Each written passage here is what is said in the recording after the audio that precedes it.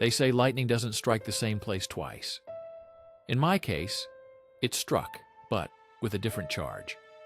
The first bolt gave me a new life, and the second burned my old one to the ground. My name is Andrew. I'm 34. I work as a systems administrator. It's a stable job, but not glamorous. My wife, Christina, works in PR for a fashion agency. She loves beautiful things, expensive restaurants, and status. I always tried to give her all of that, even if it meant taking on freelance gigs on the weekends. We had been married for 5 years. I thought we were good. Sure, she often complained that I was unambitious and too simple, but I blamed it on her workplace stress.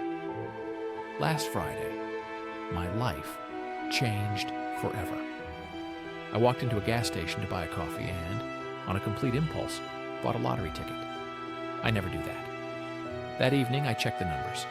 1, 2, 3, 4, 5, and the Powerball. I stared at my phone screen, then at the ticket, then back at the screen. $50 million. The jackpot. My breath hitched. I sat on the kitchen floor, feeling my heart hammering in my throat. This was freedom. This was the house by the ocean Christina always dreamed of. This was the chance for both of us to never work for ungrateful bosses again. I wanted to call her immediately, but then I decided to make it a surprise. I wanted to set up the perfect evening, pop the champagne, and pour the printed screenshot of the winning amount in front of her. I hid the ticket in a safe only I knew the code to. Christina was supposed to be back late from an office party. I decided to wait up for her, but I fell asleep on the living room couch with the lights on. Part 2. The hallway confession. I woke up to the sound of the door opening. It was around 2 a.m. I was about to jump up and yell, "Surprise!" But then I heard a male voice. It wasn't a taxi driver. "Shh, he might wake up," Christina whispered. Her voice was slurry and cheerful. "Oh, come on, that loser sleeps like the dead," the man replied. The voice sounded familiar. It was Victor, her boss. The same guy she called a pompous jerk, but stayed late at work with constantly. I froze on the couch. The back of the sofa was high and facing away from the hallway, so they couldn't see me. "When are you going to tell him?" Victor asked. The sound of a kiss followed.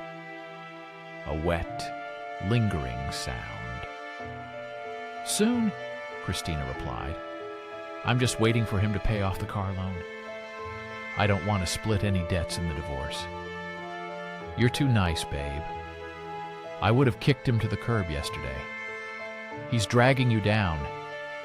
You need a man on your level, not some IT guy in stretched-out t-shirts."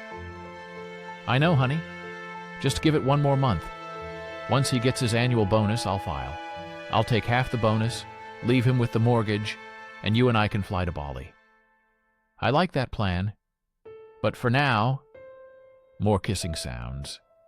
The rustling of clothes. "Not here," Christina giggled. "Let's go to a hotel. I told him I'm staying at a friend's place." The door closed. The lock clicked. I lay there, in the silence. $50 million in the safe. And a wife who was planning to strip me bare and leave me for her boss. I didn't feel pain. In that moment, the shock pushed the pain away, replaced by a cold, calculating rage. She wanted a man on her level. She wanted money. Well, she wasn't going to get either. Part 3. The bankruptcy strategy. The next morning, I didn't make a scene. I went to a lawyer. Not the family friend who handled our mortgage, but the nastiest, most expensive divorce shark in the city. I showed him the ticket, a copy, and told him about the conversation. "It's a tricky situation," the lawyer said, rubbing his chin. "Lottery winnings acquired during the marriage are considered marital property. If you cash that ticket now, She gets half, $25 million. She is not getting a single cent, I said. What do I do? The ticket is valid for 180 days, the lawyer said. Do not cash it. Put it in a safety deposit box under your mother's name or a blind trust. But that's not enough. If you divorce now, she might suspect you're hiding assets. We need her to want a quick divorce. We need her to sign a waiver of asset claims. How do we do that? I asked. The lawyer smiled a predatory smile. Make yourself a liability. Become her worst nightmare. Become bankrupt. The plan was risky, but brilliant. I transferred all my personal savings, money I had before the marriage, to my mother's account. I took unpaid leave from work, but told Christina I was fired. I started playing the role of my life. That evening, when Christina came home, after her sleepover, I was sitting at the kitchen table, head in my hands. Unpaid bills were scattered everywhere. What happened? She asked with fake concern. They fired me, Chris, I said, my voice hollow. Downsizing, and that's not all. What else? Her voice sharpened with irritation. I tried to make the money back with crypto. I took out a loan, a big one, and I lost it all. The exchange crashed this morning. I looked at her with the eyes of a beaten dog. We are in deep debt, Chris. We might lose the house. We have to sell your car. We have to cut back on everything. I expected support, or at least sympathy. Instead, I saw the light go out in her eyes. She looked at me like I was dirt stuck to the bottom of her designer heels. You idiot, Andrew, she hissed. You useless, boring idiot. You lost the money? I'm sorry, I wanted to fix things, I mumbled. But we'll get through this. We are a family. Family? She laughed, and it was an ugly sound. You just drowned us. I am not paying for your mistakes. Part 4. Fast tracking. The next 2 weeks were a hell I created specifically for her. I sold her favorite espresso machine. We need money for food. I canceled the Netflix and cable. I started cooking only rice and beans. Christina was furious. She barely slept at home, constantly disappearing to her friend's house, Reed, Victor's. I knew exactly what she was telling Victor. He's broke. He's in debt. I need to run. It was exactly what I wanted. One evening, she slammed a folder onto the table. I'm filing for divorce, she announced. I can't live like this. You are an anchor around my neck.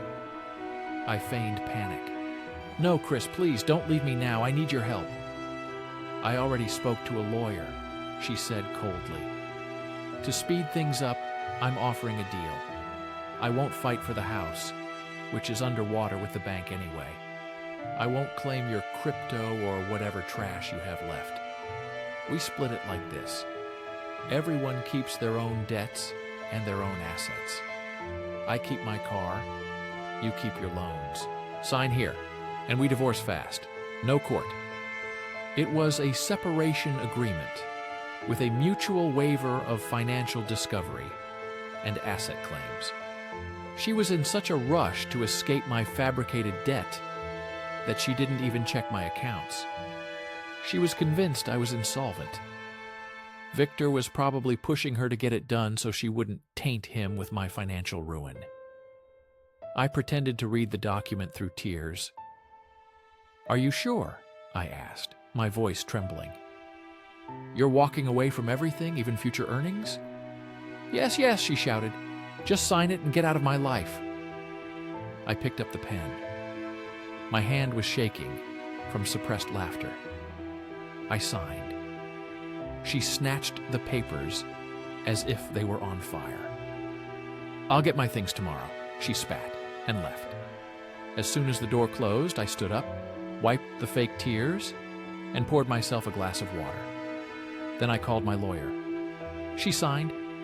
File it with the court tomorrow morning. Part 5. The final act, the divorce was finalized in record time. We had no kids, and we had a notarized asset separation agreement. Within a month, I was officially a free man. That same afternoon, I went to the Lottery Commission. I presented the ticket. The verification took a few hours. When the money hit my account, after taxes, I felt a mountain lift off my shoulders. $32 million liquid cash. I paid off the scary mortgage in a single click. I bought a new car. Not a Ferrari, nothing too flashy, but a high-end, powerful SUV. I quit my job for real and booked a round-the-world trip. But before I left, I had one last thing to do. I knew Christina and Victor were planning to celebrate our divorce at The View, the most expensive restaurant in the city. I booked a table directly across from them. I didn't show up in a stretch t-shirt. I wore a bespoke Italian suit and a vintage Rolex. I was sipping a $500 bottle of wine when they walked in. Christina looked happy. Victor had his arm around her waist, looking smug. Then they saw me. Christina froze. She scanned my suit, the watch, the bottle of wine. Andrew? She walked over to my table, Victor trailing behind. What are you doing here? You're broke. Hello, Christina, Victor. I smiled. I'm celebrating. Celebrating what? Bankruptcy? Victor sneered. Spending your last dime to look rich? I pulled out my phone. Not exactly, I said. I'm celebrating freedom and luck. I opened my banking app and turned the screen toward them. Balance, $450,000. Christina's eyes went wide as saucers. Victor choked on air. What? How? She whispered. You said you lost everything on crypto. I lied, I said calmly. I won the lottery. The day before, I heard you and Victor in the hallway, discussing what a loser I was, and how you wanted to bleed me dry. She gripped the edge of the table. But we were married. That's marital property. Half of that is mine. Would have been yours, I nodded. If you hadn't been so greedy and forced me to sign that waiver to avoid paying my debts. My lawyer says the document is ironclad. You waived all rights to assets in exchange for freedom from liabilities. The deal is closed. Christina started gasping for air. She looked at Victor. Do something! He tricked us! Victor, however, was looking at me with a strange mix of fear and respect. He was a businessman. He knew when he had been outplayed. Let's go, Chris, he muttered, trying to pull her away. We won't get anything here. No, she screamed, attracting the attention of the entire room. That's my money, you bastard. I loved you. You loved my money, which you thought I didn't have, I replied. And now I have the money, but I don't have you. And that, Christina, is the best investment I ever made. I signaled the waiter. Send a bottle of champagne to that table in the corner. I pointed to a young couple. And for these two, bring the check for my table. I'm kidding. I'll pay for myself. I can afford it. Part 6. Aftermath. I walked out of the restaurant, leaving Christina sobbing in the middle of the dining room. I later heard she tried to sue. No lawyer would take her case once they saw the agreement she signed and heard the context.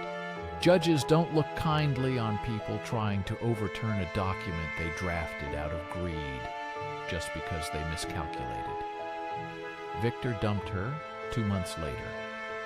He wanted a trophy wife, not a hysterical woman obsessed with her ex-husband's millions. Plus, as a shareholder, yes, I bought a small stake in his company just for fun, I anonymously tipped off the board about his misuse of corporate funds. He was fired.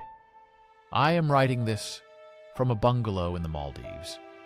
The ocean is incredibly calm. I have no wife, no debt, and no regrets. They say money can't buy happiness. Maybe.